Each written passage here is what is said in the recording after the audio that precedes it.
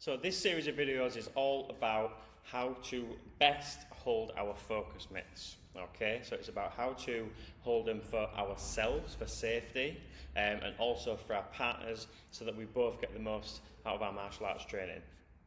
So the first thing I'd like to go through is it's important to choose your partners wisely. Okay, so if you are 5'0", maybe avoid the 6' something people. Okay, because we don't want to ever hold the pads. We're going to go into the positioning of the pads, but we don't want to hold them in an unsafe way. So the first thing I want you to make sure you're doing is picking somebody that, yes, we can have variations in shape and size, but try and get the person closest to your shape and size that you can, okay, rather than going with someone significantly heavier or significantly lighter than you. And if it does happen where you have to go with somebody, either one of those options, make sure that you're taking everything at a nice steady pace. Okay, so bring that power down completely as to make sure that nobody's getting injured or any long-term conditions are developed. So the first thing we're doing is talking about positioning. So the easiest thing for you to remember when you're holding the pads is your arms are weakest when your elbows start to leave your body. Okay, so if you can remember to keep your elbows trapped towards your body, and when you're holding the pads, everything happens from here, that is probably the best indicator. Okay, so think T-Rex. Think you're a T-Rex. Because as soon as I start taking my arms away from my body, that's when I start to get pains in here, my shoulder, or rotator cuff starts taking a little bit more impact than it needs to. Okay, so positioning wise, you want to think the pads need to stay in front or between the shoulders. So nothing goes past this point. Whether it's a kick, I never want to hold my kicks out here. I want everything to be, again, in front or in between my shoulders. Okay, so positioning wise, T-Rex, elbows trapped to the body, so that if I do end up out here, that's still not great because, again, far from my shoulder, but my arm is going to be in a much stronger position if I keep those elbows in. So now I'm thinking about pad placement. So pad placement is pretty straightforward. Again, between the shoulders. But if I'm holding something, even if it's a single shot, I don't want to put anything in front of my vision. Okay? Because if I can't see what's coming, then I can't deal with what's coming. So what that means is, when we start to hold pads for our partner, we want to give them a little bit of feedback. So if I'm holding a pad and I can't see what's coming, there's a good chance that when it hits me, I won't have the tension in my arm and I'll end up hitting myself in the face.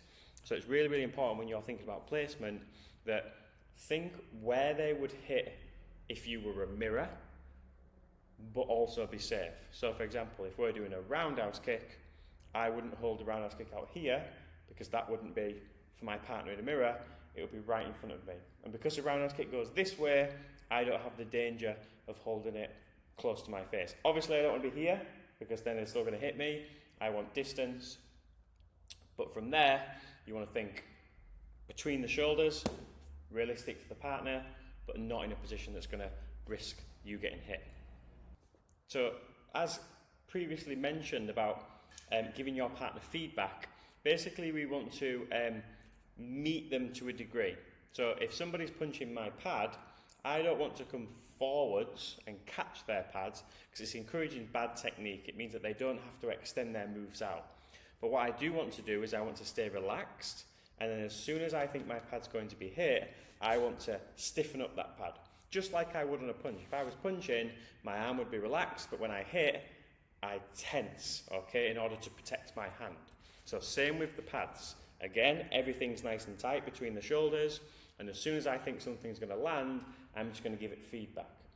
Otherwise, your partner's going to end up hitting floppy pads. It's not going to be good for your arms long term, but it's also not going to be good for them because it's a really weird feeling to hit something that doesn't have any feedback or any give to it. So remember, again, you're not going to meet them on the shot, you're just giving feedback so that pad remains strong and stable. So for some moves, the pads have to come from being in different positions, okay? Just like we mentioned a bit about the roundhouse kicks, it's the same thing for like your hooks and your uppercuts. So think about where the pad would land on your body. So for an uppercut, People always hold the uppercut here, but an uppercut is not aiming to land at the top of somebody's head, it's aiming to land under the chin. So when I hold an uppercut, I'll hold it underneath, same line as my chin. If I'm holding a hook, I can go here in front, or I can even go to the opposite side because it's hitting this side of my head. Hope that makes sense. Same with your kicks. Hook kicks and roundhouse kicks, again, the kick is not happening over here. It's happening in front of you here. That's what they're aiming for. They're aiming for your head and your body.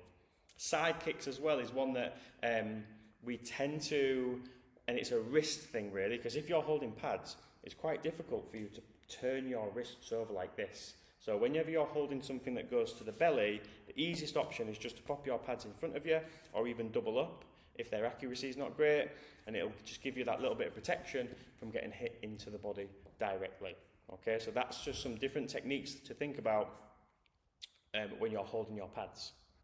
So if we're dealing with powerful shots on our pads, one thing that we can do is take the power away. So by that, and it's a very similar thing when you're sparring, is if I hold this roundhouse kick up, and that roundhouse kick, every time it hits, it's really, really strong, and I start to feel it in my arm, in my shoulder, all I'm going to do is I'll give the feedback, but I'll also ride the technique. So I'm not going to try and stop the technique, I'm almost just going to let it pull me out of the way. And it could be the same thing if anything's coming towards you. If I'm holding for a side kick and someone does a really stiff side kick, rather than me trying to stop it, I'm just going to let it push me back and ride it from there. Okay?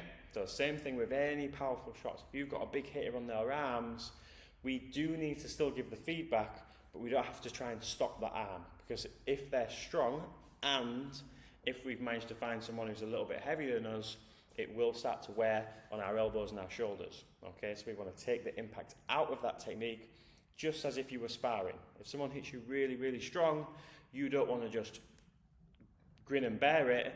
We sometimes need to ride away from that technique. So that's something to think about if you're going against someone that is particularly powerful. The first option obviously is always going to be to ask them to bring it down. If it's too much for you, ask them to bring it down, okay? Because they're not going to benefit if you're holding the pads and getting injured, and you're not going to benefit long term, because it's going to start to wear away at your joints. Another thing that we can think about as well is doubling up our pads. So sometimes you might use it for triggers. So we might double up in order to get them to do 2 of something, okay? But if it's something like a body shot, for example, I might have a hand and a supporting hand to take that body shot, okay? Obviously, the more pads, the more protection that you're going to get from there. Just like if you were holding a strike shield. The idea is I might double something up, or double something up on my side kick, front kicks, or even on my hook punches. If I want to go low on a hook punch or high on a hook punch, I might provide that extra resistance, a bit extra protection for me by doubling up those pads. So I hope that all made sense, just to give you a good indicator. And it might sound really silly, but it's a good idea just to throw your pads on when you get them. Or if you're a parent holding for your child as well, just find, if you've got pads, or if you have something that you're using for pads, even if that's a pair of gloves, just to practice and try and keep those positions. Ask whoever you're holding pads for to hit the hand a couple of times and try and see if you can get that resistance working. Try and see if you can keep the hands between the elbows and work through the techniques. So if you show somebody a pad, it should make sense what it is. Okay, so if I show you that pad, it doesn't really make sense because I don't know what that move is. Whereas you've got jabs, crosses, hooks, uppercuts, roundhouse kicks, side kicks, front kicks, roundhouse kicks low.